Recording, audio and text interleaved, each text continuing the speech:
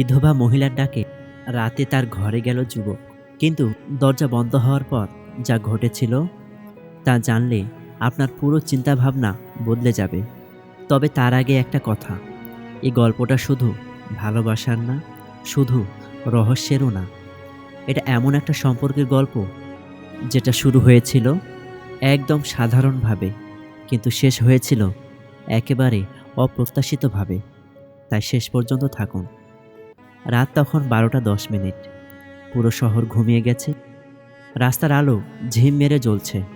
ঠিক সেই সময় রিয়াদ তার ঘরের ছোট বিছানায় শুয়েছিল।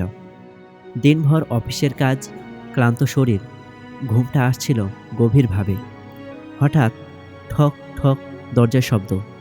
প্রথমে সে ভাবল ভুল শুনেছে, কিন্তু আবার ঠক ঠক, এবার পরিষ্কার। রিয়াদ উঠে বসল।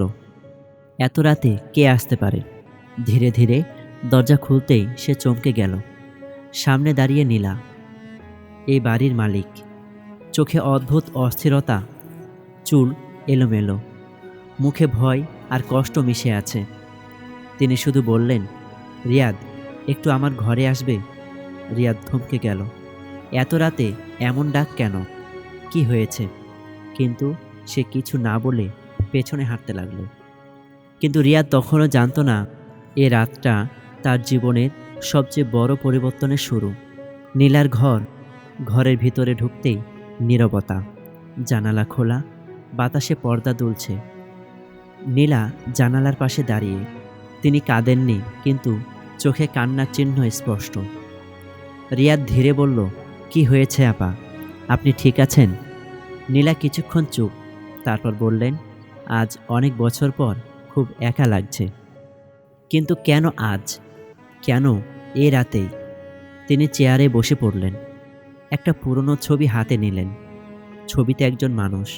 নীলার হাত কাঁপছে। তিনি বললেন, এটা আমার স্বামী ছিল।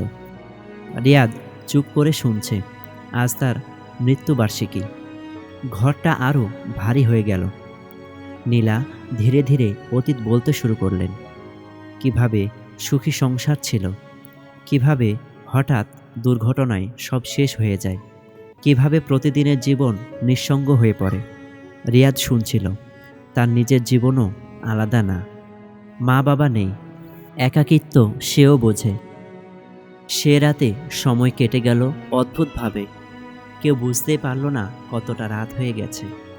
কিন্তু এ রাতটা শুধু গল্প শোনার রাত ছিল না, কিছু একটা শুরু হচ্ছিল। এরপর থেকে সব বদলাতে শুরু করলো। সকালে চা একসাথে, সন্ধ্যায় বারান্দায় বসা, কখনো হালকা কথা, কখনো দীর্ঘ নীরবতা।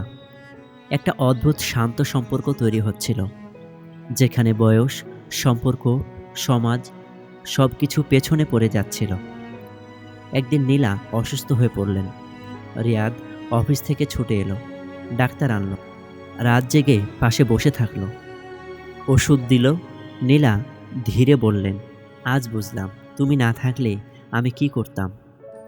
কিন্তু এ কথার পেছনে ছিল আরও গভীর অনুভূতি, যা তখনও কেউ প্রকাশ করেনি। দিন যেতে লাগলো। দুজনেই বুঝতে পারছিল কিছু পরিবর্তন হচ্ছে, কিন্তু কেউ বলছিল না। কারণ ভয় ছিল সমাজের, মানুষের, নিজের বিবেকের।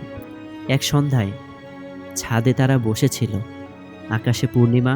নীলা বললেন, জানো, আমি ভাবিনি জীবনে আবার হাসতে পারবো। রিয়াদ বলল, জীবন কখনো শেষ হয় না, শুধু মানুষ ভুল সময়ে থেমে যায়। একটা নীরবতা, দুজনেই চাঁদের দিকে তাকিয়ে। কিন্তু সে নীরবতার মধ্যেই জন্ম নিচ্ছিল এমন কিছু যা কেউ স্বীকার করতে সাহস পাচ্ছিল না। রাত গভীর, বারান্দায় বাতাস। নীলা হঠাৎ বললেন, মানুষ কি দ্বিতীয়বার কাউকে ভালোবাসতে পারে?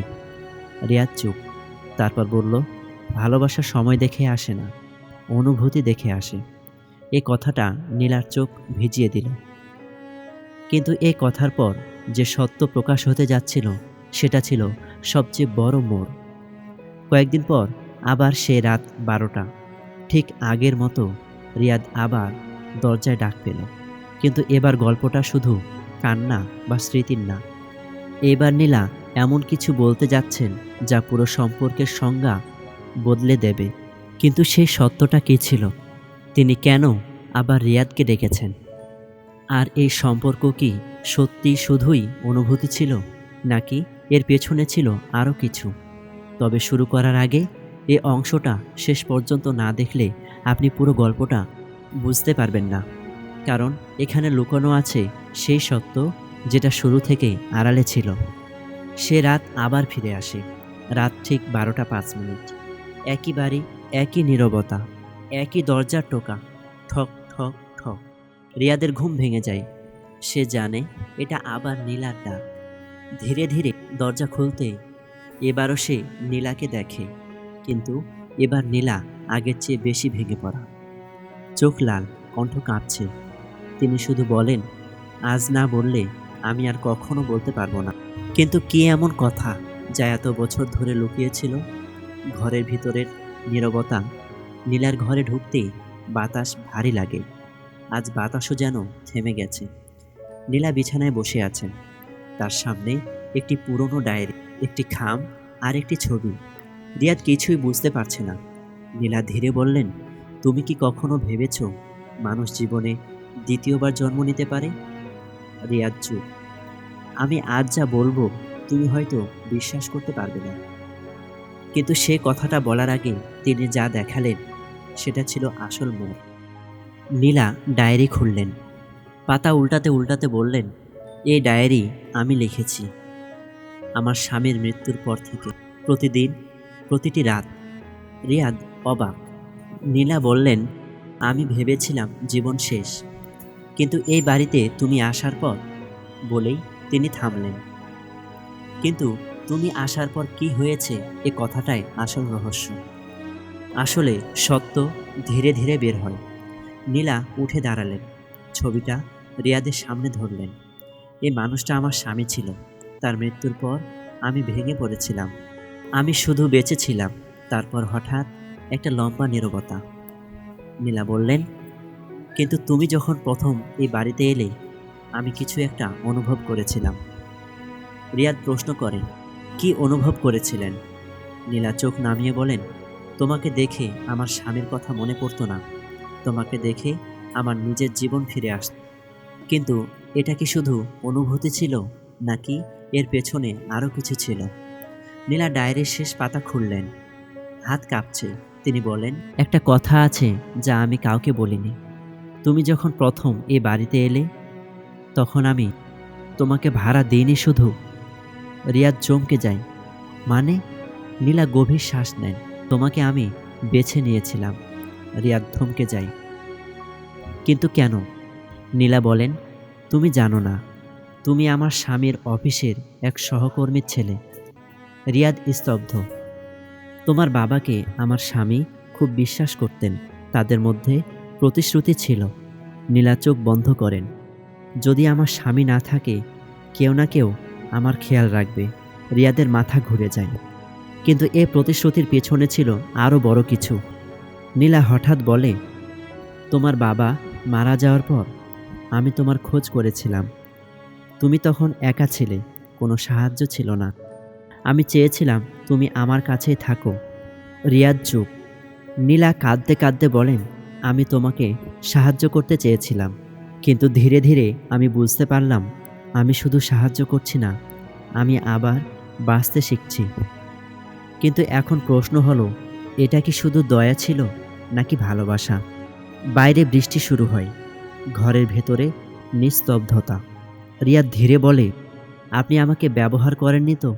নীলা কেঁদে ফেলেন, না, আমি শুধু ভয় পেয়েছিলাম যদি তুমি না থাকো আমি আবার একা হয়ে যাব।